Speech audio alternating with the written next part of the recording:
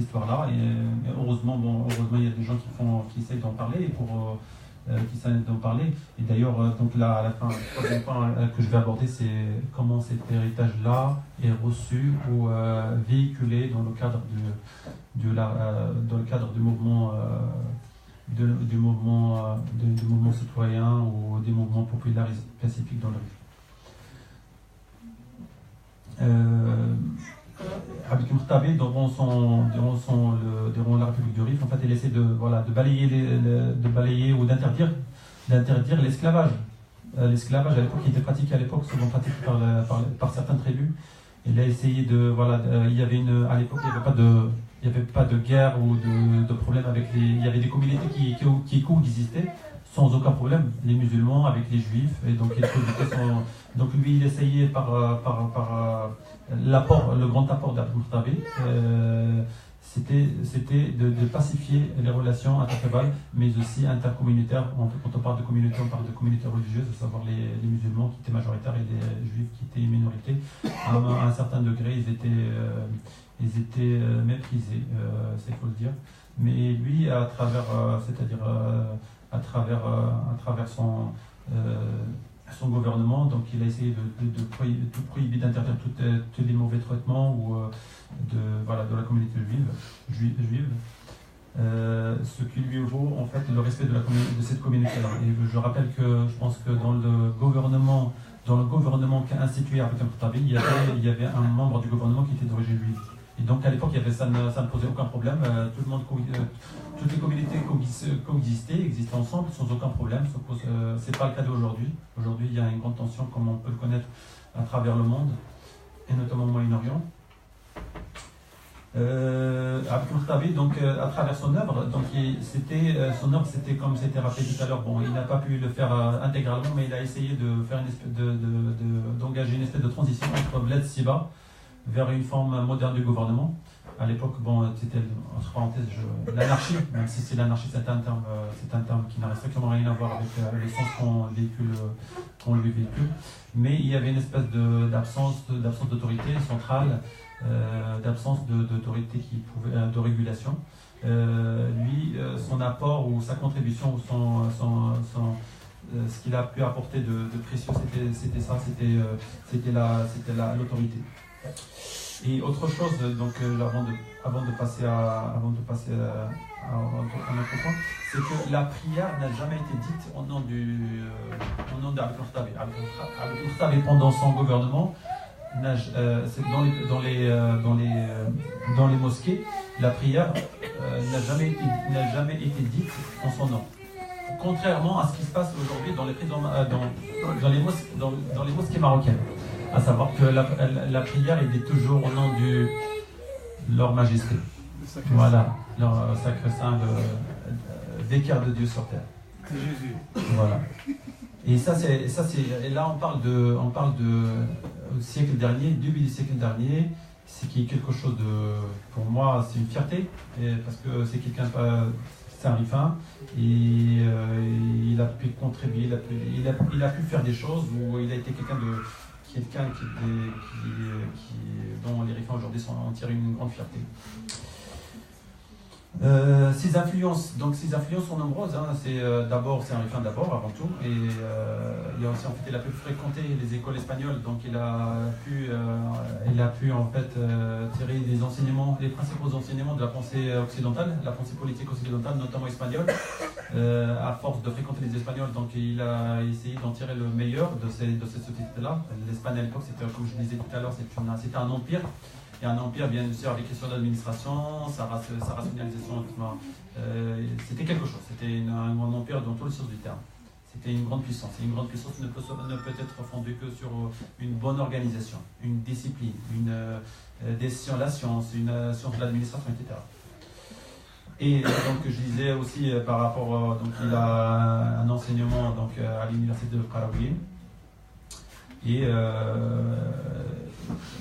la jeune République turque aussi, avec Kemal Atatürk, c'était l'époque, c'était les soviétiques, c'était moi-même, tout ça, ça a constitué, ça a fait de lui ce qu'il était.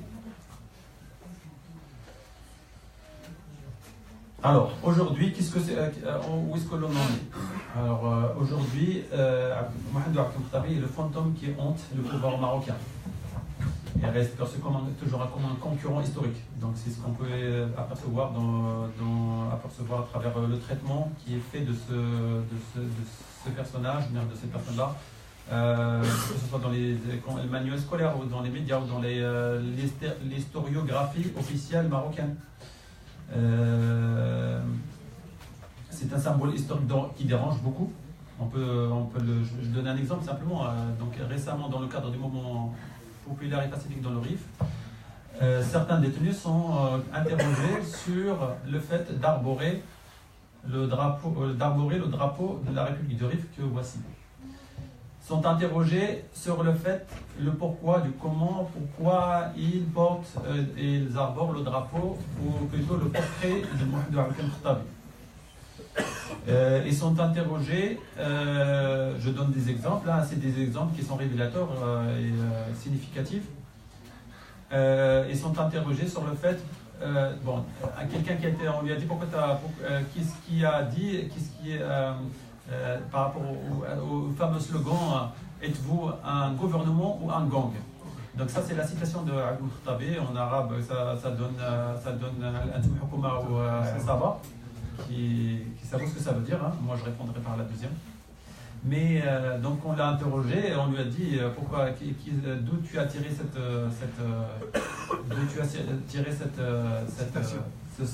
slogan-là. Elle leur a dit que c'était pas moi qui l'ai fait, c'était Abdel Mkhtabi. Bon, après il lui a dit mais d'accord, mais d'où tu l'as sorti? Il lui a dit que je l'ai trouvé chez quelqu'un, donc il m'a plu et je l'ai porté sans aucun. Donc tout ça pour dire que Abdel Mkhtabi et sa mémoire, sa mémoire, son héritage, son œuvre, son seul siège, le siège de Marzani. Et quand je dis le siège, le mot est très fort, hein. Quand on dit assiéger quelqu'un, c'est essayer de ne pas l'entraver, essayer de ne pas de l'occulter, etc. Et d'ailleurs, il y a un livre qui est écrit en arabe par un historien qui s'appelle Ali Idrissi, Tarikh al-Muhasar. Voilà. Voilà, Abdel Mkhtabi, l'histoire assiégée. Et donc je recommande à tous ceux qui sont arabophones de le lire parce qu'il y a beaucoup de données. Je pense que l'une des clés de notre émancipation et de notre liberté, c'est de la lecture. Et donc je recommande la lecture à tous ceux qui veulent savoir plus le Rif, parce que le Rif, on ne peut pas le savoir parce qu'on est des Rifins. Non, il y a des non-Rifins qui connaissent le Rif mieux que les Rifins. Il y a des non-français qui connaissent l'histoire de la France mieux que les Français. Donc il ne suffit pas d'être Rifin pour automatiquement connaître le Rif. Donc il faut lire. Il faut s'instruire. Il y a ici toute une bibliothèque. Il y a des gens qui ont des livres, donc je recommande. Voilà. Et donc, comme je disais au départ en introduction, Abdel Mkhtabi, dans l'historiographie marocaine, il est réduit à un simple lit de rifin. Sa guerre de libération est réduite à un solidement populaire, ce qui est vraiment petit, ce qui est méprisant. Sa mémoire, comme je disais, sa mémoire est interdite et occultée. Et c'est là, malheureusement, ça fait partie des revendications du mouvement populaire et pacifique dans le Rif. Parmi les 21 points qui ont été abordés, qui ont été statués dans la charte revendicative, c'était lever le siège sur l'histoire du Rif, lever le siège sur l'identité, lever le siège sur le personnage, Mohamed Abdel Mkhtabi. Et d'ailleurs, moi, et c'est un engagement, bien évidemment. Moi, dans le film, je pourrais enlever les Espagnols et mettre les Marocains. Quand je dis le Marocain, c'est le Maroc officiel. Ça n'a rien changé. Depuis 1923 jusqu'à aujourd'hui, il n'y a rien qui a changé. Les conditions sont toujours les mêmes. Abdel Mkhtabi s'est battu contre la domination, contre la démolition, contre le mépris. Aujourd'hui, que ce soit dans le cadre de ce mouvement-là et dans d'autres cadres, on se bat toujours contre cette espèce de domination, contre cette espèce de mépris institutionnalisé, un racisme d'État qui est exprimé par le pouvoir marocain central vis-à-vis du Rif et à tous les niveaux. Donc il n'y a rien qui a changé. Voilà, quand on criminalise le port d'un drapeau comme le drapeau de la République de Rif, ça veut beaucoup dire. ça veut beaucoup dire quand on essaye de criminaliser aujourd'hui, c'est aujourd'hui annuel. Il faut savoir que chaque année, il y a des militants qui essayent de faire commémorer l'anniversaire d'Anoual. Donc c'est la bataille de la femme, la bataille d'Anoual qui a été menée en 1923 et qui, dont le grand vainqueur, c'est bien évidemment c'est Abdel Khattabi et Mohamed Abdel Khattabi et son armée. Et ben aujourd'hui, normalement, ça devrait être une fierté, une source de fierté soit pour le Rifin, mais évidemment les Marocains, c'est parce que son héritage est revendiqué aussi bien par les Rifins que les Marocains en général, que par les universalistes et les internationalistes. Et cette mémoire-là, donc c'est une mémoire qui est occultée, interdite. Et en l'occurrence, je donne l'exemple d'Anoual. Anoual, chaque année, il y a toute une armée. Il y a toute une armée qui font un raid qui débarque à Anoual pour interdire une manifestation de quelques militants qui sont là dans le but de commémorer cette histoire-là pour ne pas se tomber dans l'oubli.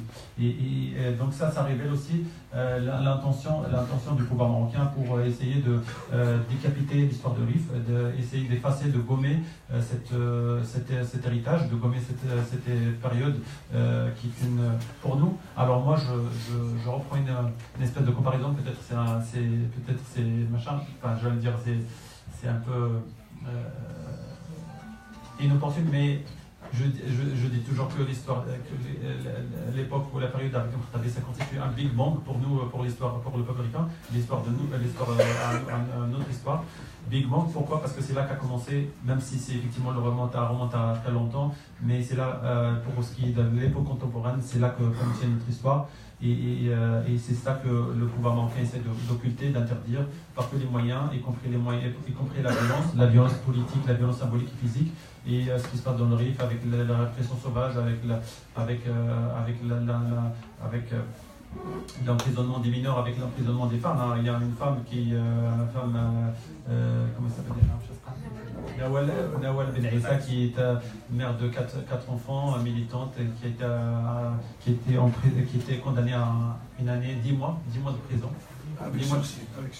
10 mois de prison avec sursis, mais c'est une condamnation. Ouais. Voilà. Donc je rappelle aussi que par le passé, il y a quelques mois, donc il y avait Sili Aziani, qui est une jeune artiste, qui a été emprisonnée et il en a subi au sein de la prison, qui n'est pas de 5 étoiles, hein, c'est la prison marocaine. C'est l'enfer. Voilà. Donc je préfère m'arrêter ici parce que après on pourra sur le débat Jarana. Parce que le plus important c'est de faire vous réagir, d'échanger, de débattre. Je pense que c'est ça l'esprit de cette conférence. Voilà, merci.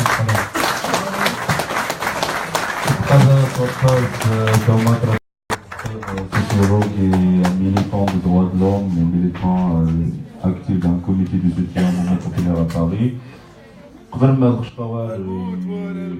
الخشطواري الدكتور عبد الوافي الحشاوي غادي الدكتوراه في القانون باش هذيك المحاضرات العنوان لو بروسي دو حراك على لوميير دو دروا فرونسي محاكمة الحراك على ضوء القانون الفرنسي هي قصديني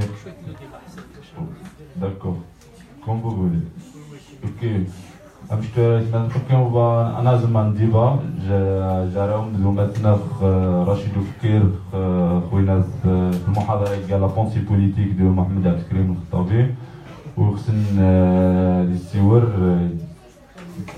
مرحبا به الزايد بزاف حسن نسجل يوداني عزونا لكن المداخلات.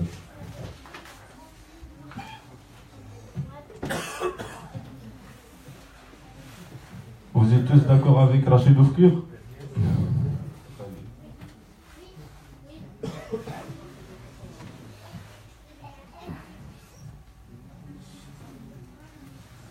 Je rappelle en fait que c'est l'objectif c'est de